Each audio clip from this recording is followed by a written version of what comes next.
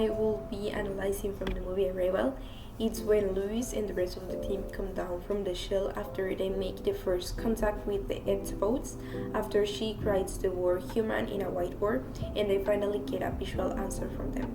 So when they arrive to the tent, the colonel just questions Louis on why she's doing that, because their intentions is not to teach the aliens how to speak and write, but she just says kangaroo to bring a previous story in which she mentions that when the colonizers arrive in Australia, they ask the Aborigines how these animals were called, and they answer kangaroo, and they assume that was the name of the animal, when kangaroo actually was I don't know.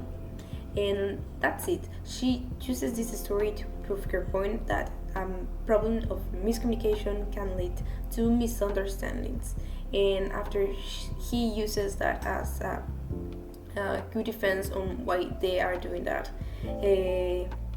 When she's alone with Ian, he says that it's a great story, but she says that it's false. So I think that's the good example of informational power, because even though it's not true, she uses to prove her point, and given the context in which she was not given like the importance she deserved, I think it's fine, but it shows the power of using the information and how to use it, because it allowed her to support her interpretation of that needed to be done. So if I were her, I think um, I would do the same, to try to prove my point with a different angle. But also I think that if I were her, I would